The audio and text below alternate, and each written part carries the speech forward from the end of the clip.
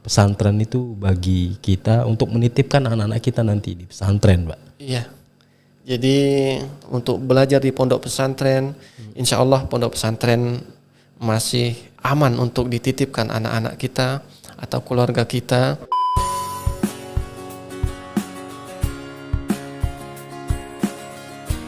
Oke, assalamualaikum warahmatullahi wabarakatuh. Hari ini kita kembali lagi di podcast Diorama, media informasi dan pencerahan Kemenak Bangka Tengah. Jadi hari ini merupakan episode pertama ya podcast Diorama. Hari ini di jadwal yang sudah kita agendakan hadir Kepala Kantor Kementerian Agama Kabupaten Bangka Tengah, Pak Haji Karyawan SAG. Beliau Kepala Kantor Kementerian Agama Kabupaten Bangka Tengah.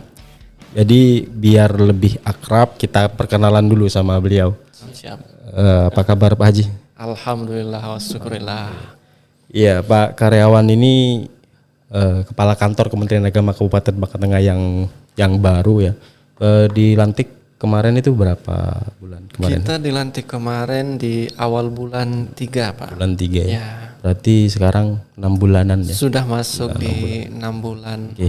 Iya, terkait dengan jadwal yang sudah kita agendakan, mungkin kita perkenalan dulu dengan Pak Kemenak ya, Pak. Pak Karyawan ini aslinya orang Bangka Belitung atau? Oh iya, asli daerah kita dari daerah Palembang, daerah Sumatera Selatan, tepatnya dari daerah Oku Timur. Oku Timur. Ya, kalau daerahnya daerah Komering seperti itu, Pak. Orang Palembang cuman bisa ke sini itu dulu apakah CPNS-nya atau apa nama itu keluarga yang lain pernah tinggal di sini? Oh iya.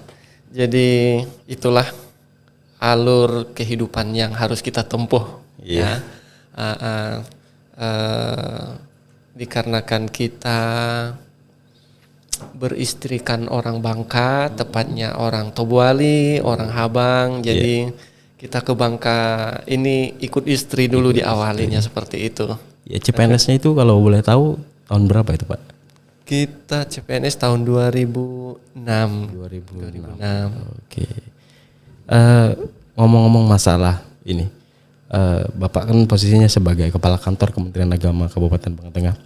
Jadi setelah saya cari-cari ternyata Kementerian Agama itu punya program prioritas ya, boleh dikatakan ada 7 program. Yang pertama itu tentang penguatan moderasi, terus transformasi digital, tahun toleransi, revitalisasi KUA, Regio City Index, kemudian kemandirian pesantren serta Cyber Islamic University. Dari 7 program ini mungkin kita akan mengulik sedikit 7 program itu. Yang pertama itu tentang penguatan moderasi beragama, Pak. Itu sebenarnya itu apa sih sebenarnya, Pak? Ya. Jadi skala prioritas dari program Kementerian Agama yang utama adalah penguatan moderasi beragama. Jadi kalau kita artikan dulu secara sederhana, moderasi beragama itu adalah cara pandang, sikap dan praktik dari keagamaan kita dengan tidak berlebih-lebihan. Artinya mengambil jalan tengah yang di dalam Al-Quran itu disebut wasotiyah. Nah, seperti itu.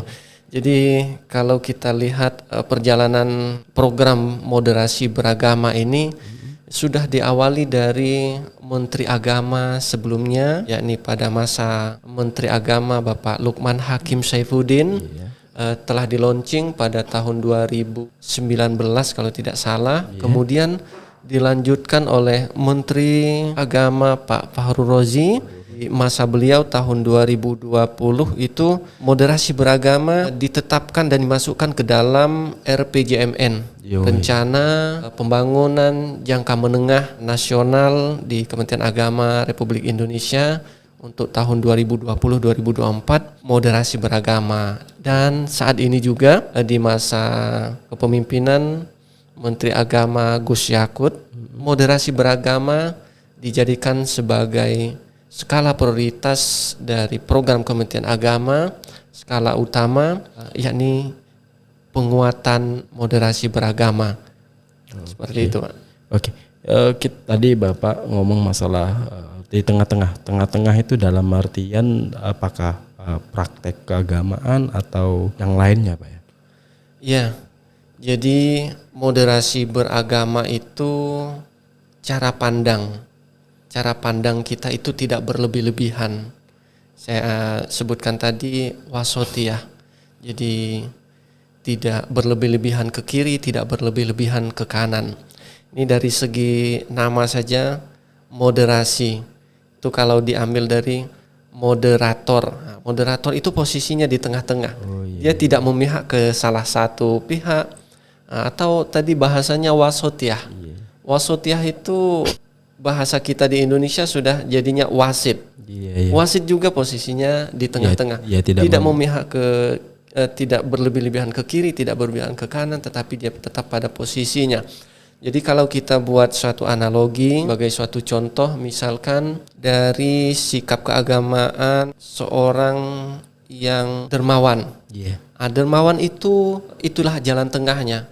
Tapi kalau berlebih-lebihan menghambur-hamburkan keuangan, namanya pemborosan. Itu juga tidak baik.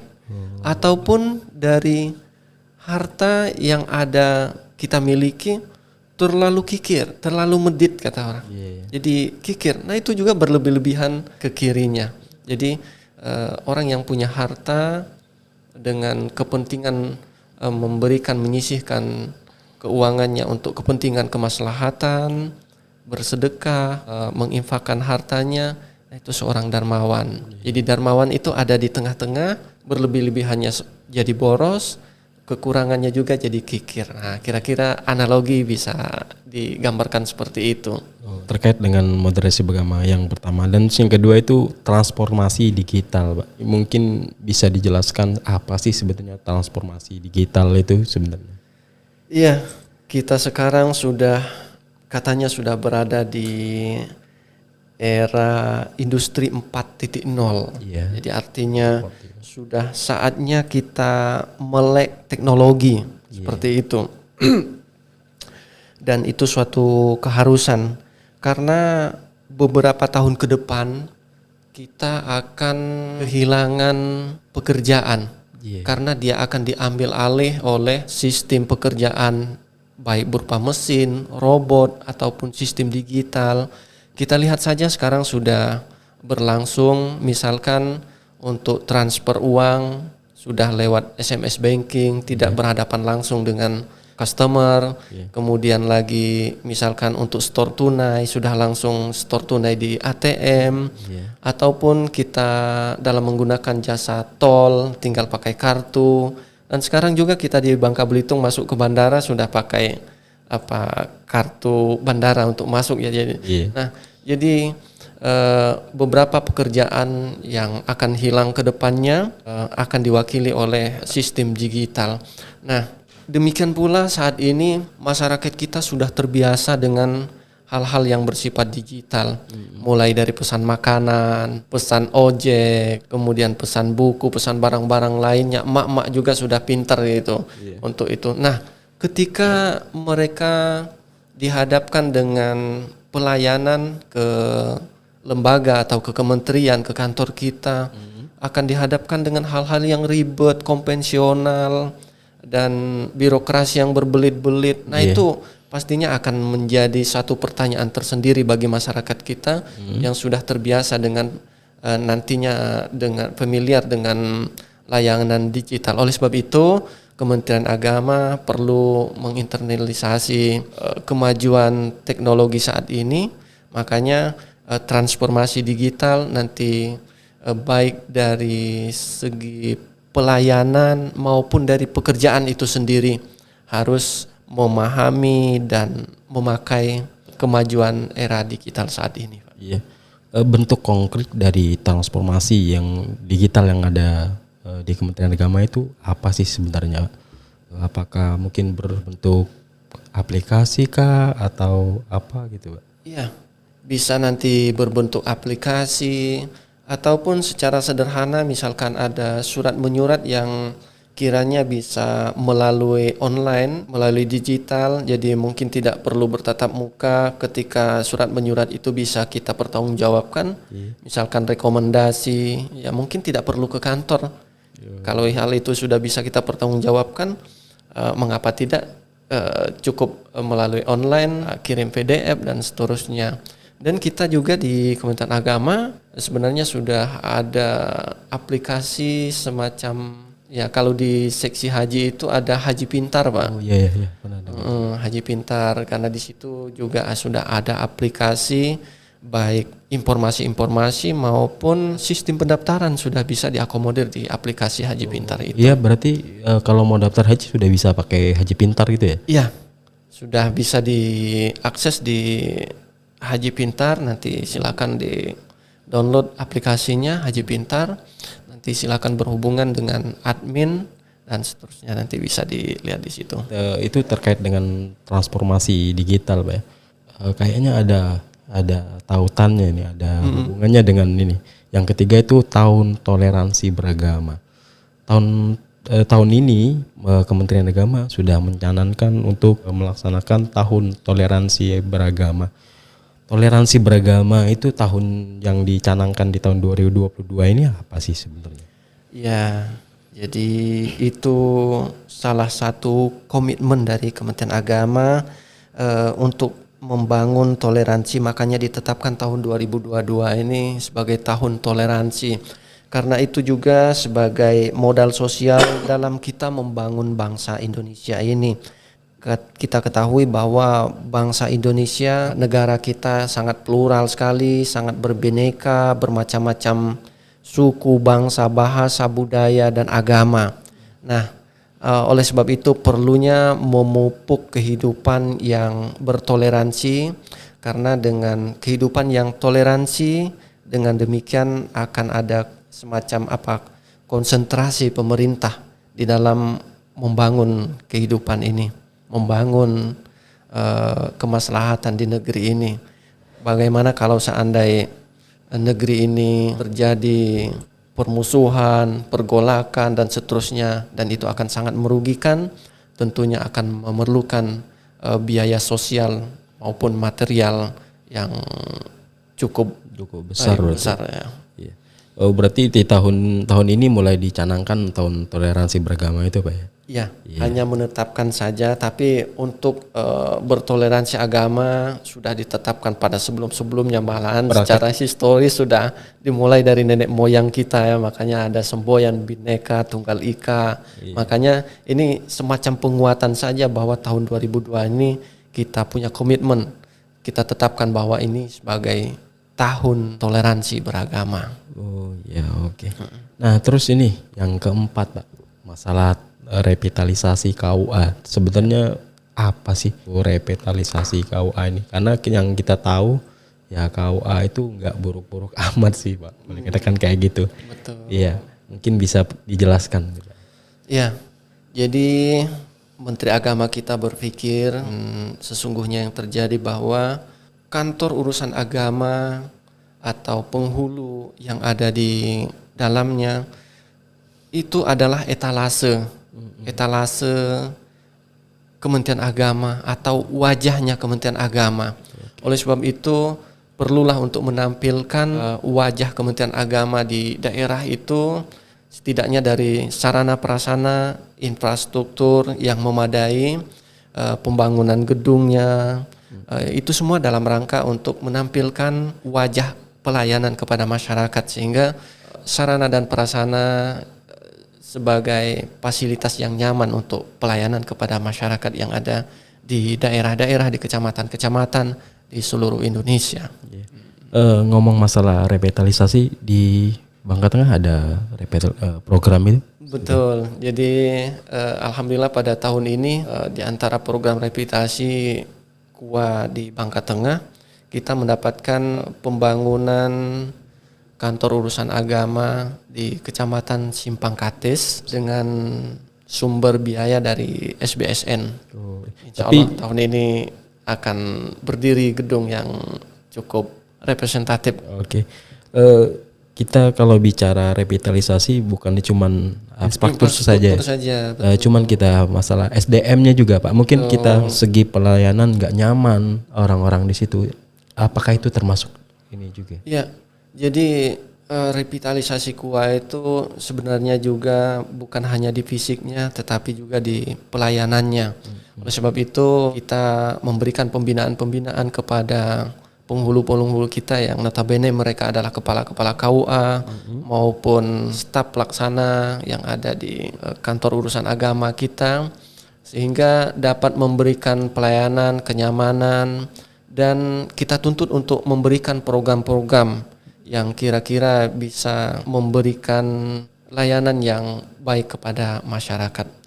Terus ini yang kelima Pak ya, tentang masalah masih dalam program prioritas Kementerian Agama itu, masalah Regio City Index. Kalau saya baca-baca berarti itu kembali lagi kita kembali ke poin 1 dan yang ketiga, masalah kerukunan umat beragama. Nah, terkait dengan itu apa sih sebenarnya, dan terus apa yang jadi barometer Regio City Index ini atau indeks kerukunan beragama di Indonesia. Jadi itu sepertinya masih nyambung dengan penguatan moderasi beragama, kemudian tahun toleransi beragama, dan Religiosity Index atau indeks kerukunan umat beragama. Dan ini merupakan hal yang sangat penting di dalam peningkatan kerukunan umat beragama di tanah air kita. Dan kita sendiri di Bangka Belitung sebenarnya indeks kerukunan umat beragama kalau kita lihat di tahun 2020 cukup tinggi indeksnya, yakni 84,76. Karena secara nasional tahun 2020 itu indeks kerukunan umat beragama kita di angka 67,46. Kemudian di tahun 2021-nya naik 72,39, yang artinya ada hampir 5 poin naik dari tahun 2020 menjadi 2021, itu hampir 5 poin angka naik indeks kerukunan umat beragama kita. Dan itu semua harus dituntut itu tadi, karena itu semua modal sosial, modal pembangunan kita negara Kesatuan Republik Indonesia ini. Yang jadi barometernya tadi apa sih sebenarnya? Apakah tingkat kekerasan di suatu daerah atau gimana? Iya, jadi indeks kerukunan umat beragama tentunya dilihat dari keharmonisan yang terjadi, kebersamaan yang dipupuk, kemudian tidak terjadinya gejolak-gejolak di masyarakat itu, dan itu semua tentu dipengaruhi oleh tingkat pendidikan, juga bisa dipengaruhi oleh ekonomi juga bisa jadi. Kemudian yang lebih penting lagi tentunya itu semua komunikasi dan koordinasi dari lintas sektoral, baik itu Kementerian Agama maupun organisasi-organisasi keagamaan, FKUB, termasuk juga tim Pakem dari kepolisian, dari kejaksaan, dari ormas-ormas Islam, ormas-ormas agama-agama lain. Terus ini Pak, yang keenam tentang masalah kemandirian pesantren. Sebenarnya apakah pesantren kita itu nggak mandiri selama ini? Yang jadi pertanyaan saya. Iya, jadi pondok pesantren kita itu, ya namanya pondok pesantren itu semua didirikan secara swadaya, diawali secara swadaya oleh masyarakat kita, didirikan. Kemudian dalam perjalanannya diakomodir oleh pemerintah melalui Undang-Undang Sistem Pendidikan Nasional. Kemudian lagi akhir-akhir ini ada Undang-Undang Khusus nomor 18 tahun 2019 kalau tidak salah itu tentang pondok pesantren, yang artinya diakomodir oleh pemerintah secara khusus tentang penyelenggaraan pondok pesantren ini. Nah, di situ sebagai program prioritas dari Kementerian Agama kita, yakni kemandirian pondok pesantren. Tentunya memang diawali dari support pemerintah, dalam hal ini juga Kementerian Agama, untuk memberikan support agar pondok pesantren kita itu mandiri, baik mandiri secara ekonomi maupun mandiri secara dalam menghidupi operasionalisasinya. Nah, di situ Kementerian Agama sudah memberikan support. Memang baru berupa piloting ya di beberapa pondok, karena pondok kita sangat banyak seluruh Indonesia, sekitar 26.000 lebih. Makanya baru berupa piloting, misalkan ada pesantren entrepreneurship, atau santri entrepreneur, atau lagi sudah ada piloting badan usaha milik pondok, milik pesantren atau BOMPES. Dan akhir-akhir ini juga sudah ada program dari Kementerian Agama tentang inkubasi bisnis, yang di situ memberikan permodalan usaha di suatu pondok pesantren yang nantinya akan dijalankan, harapannya dari menjalankan usaha itu dapat menghidupi pondoknya. Walaupun itu baru ya, karena baru program namanya, sudah baru berupa piloting, dan kita alhamdulillah tahun ini juga pondok pesantren yang ada di wilayah Bangka Tengah, Bangka Belitung itu kalau tidak salah ada 3 pondok pesantren yang ada bantuan inkubasi itu. Bangka Tengah sendiri kalau tidak salah di pondok pesantren kita Al Muhajirin Simpang Perlang, itu ada bantuan inkubasi bisnis namanya, permodalan usaha yang nantinya diharapkan dapat menghidupi pondoknya itu sendiri. Kemudian kemarin juga kita sudah ada mengancah raperda penyelenggaraan pondok pesantren di Bangka Tengah. Alhamdulillah itu diinisiasi oleh pemerintah daerah kita. Harapan kita juga dengan backup peraturan bupati nanti pergub tentang fasilitasi penyelenggaraan pondok pesantren, itu dapat membackup juga kemandirian pondok pesantren kita di Bangka Tengah ini khususnya. Oke, alhamdulillah. Ya, kita ngomong masalah pesantren, Pak. Mungkin kita sudah tahu berapa hari yang lalu atau berapa minggu yang lalu tentang pesantren, ada tentang tindak kekerasan yang dilakukan orang-orang tertentu yang bisa mencoreng sebenarnya pesantren. Nah, berdasarkan itu sebenarnya seberapa aman sih Pak pesantren itu bagi kita untuk menitipkan anak-anak kita nanti di pesantren, Pak? Iya. Jadi kita boleh anggap ini oknum dari pondok pesantren saja ya. Kita jangan generalisir bahwa pondok pesantren kita tidak aman. Saya harus sampaikan bahwa pondok pesantren kita yang berjumlah 26.000 lebih seperti itu, mungkin ada saja yang terjadi, ada saja problem-problem yang terjadi di salah satu pondok. Memang kita tidak bisa tolerir hal itu. Jadi mungkin itu semua nanti kita serahkan saja kepada pihak aparat hukum yang bisa menyelesaikan itu, tetapi bukan berarti kita ada semacam frustasi sendiri untuk menitipkan anak-anak kita, keluarga kita untuk belajar di pondok pesantren. Insya Allah pondok pesantren masih aman untuk dititipkan anak-anak kita atau keluarga kita, karena di pondok pesantren mengkaji ilmu-ilmu agama, kemudian lagi menitipkan karakter agar anak kita selain mempunyai pemahaman keagamaan yang baik, berkarakter yang baik, berilmu pengetahuan yang luas nanti di situ. Oke. Terus ini kalau kita ngomong-ngomong masalah program ini yang terakhir nih Pak, Cyber Islamic University itu sih apa sih sebenarnya Pak? Cyber Islamic University itu Pak? Ya, ini program dari Gusmen kita, yakni Cyber Islamic University.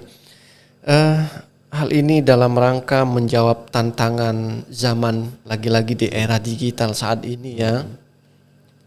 Kita tahu bahwa SDM keagamaan kita, di situ ada guru agama, guru madrasah kita, guru-guru pondok pesantren kita, penyuluh. Nah, mereka tersebar di pelosok-pelosok daerah yang mungkin untuk mengakses perguruan tinggi harus meninggalkan pekerjaan seperti itu. Dan itu mungkin boleh kita katakan akan mengganggu pekerjaan mereka. Nah, ini difasilitasi oleh Kementerian Agama, sudah ada piloting perguruan tinggi agama, yakni IAIN Syekh Nurjati Cirebon, ditunjuk sebagai piloting yang nantinya bisa belajar mengajar full secara daring dan online. Nah, artinya SDM keagamaan kita khususnya di agama Islam untuk melanjutkan ke perguruan tinggi yang notabene mereka mungkin guru-guru agama, penyuluh agama, guru-guru pondok pesantren untuk melanjutkan pendidikan bisa secara daring dan online seperti itu. Cyber Islamic University ini mengakomodir kawan-kawan kita yang ada di daerah mungkin untuk bisa meningkatkan taraf pendidikannya lah boleh dikatakan kompetensi dia, kompetensi mereka ini. Kita ngomong masalah yaitu program prioritas Kementerian Agama menjawab tantangan zaman. Seperti yang di poin yang kedua tadi, mungkin kami udah mulai untuk mencoba itu. Nah, tanggapan Bapak sih sebenarnya dengan podcast yang kita ini, mungkin kita karena sebagai pertama kali episode pertama ya, tanggapan betul. Bapak terhadap program ini gimana sih sebenarnya? Terus kedepannya itu harus gimana nanti? Yeah. Jadi podcast kita podcast Diorama. Disingkat dari media moderasi pencerahan dan informasi. Di sini tentu akan sangat bermanfaat sekali. Ini kan kita memanfaatkan teknologi juga ya, secara digital juga. Jadi bincang-bincang santai. Di situ ada informasi masalah moderasi, di situ ada pencerahan, di situ informasi-informasi apa yang dilakukan oleh Kementerian Agama. Nah, jadi media ini nanti bisa untuk menyapa masyarakat kita, baik melalui kanal YouTube atau kanal Facebook kita, sehingga apa yang menjadi program kita, apa yang menjadi kinerja kita, apa yang menjadi wacana kita, dan apa yang menjadi program-program di Kementerian Agama agar tersampaikan dengan baik juga kepada masyarakat. Ini salah satu media untuk agar tersampaikan kepada masyarakat apa yang menjadi program-program kita. Oke, mungkin kita sampai di sini dulu Pak tentang masalah program. Kita coba nanti minta tamu yang lain Pak. Mungkin apakah dari dari kasih kita terus betul. Kepala KUA. Jadi kita kan banyak juga SDM di sini. Mungkin dari semua seksi nanti kita akan libatkan untuk bisa menyampaikan apa yang menjadi program mereka, termasuk juga mungkin ada kepala sekolah madrasah, pengawas kita, dan SDM lainnya, termasuk juga tidak menutup kemungkinan tokoh-tokoh agama untuk memberikan pencerahan dan obrolan santai di sini sambil ngopi-ngopi nanti Pak sini Pak. Oke. Mungkin sampai di sini dulu Pak perjumpaan kita, dan terima kasih karena sudah hadir di sini. Sama-sama, terima kasih Pak. Di podcast Diorama, media, moderasi dan informasi serta pencerahan bagi kita semua. Dan juga bagi kawan-kawan kita yang lain, jangan lupa nanti video ini akan kita tayangkan nanti di upload di YouTube ya. Ya di channel YouTube kita nanti. Ya, jadi jangan lupa juga di subscribe. Jangan lupa nanti like komennya komen dan sebagainya. Ya, terima kasih Pak Kemenak atas kehadirannya. Saya mohon maaf. Wabillahi taufiq wal hidayah. Wassalamualaikum warahmatullahi wabarakatuh. Waalaikumsalam warahmatullahi wabarakatuh.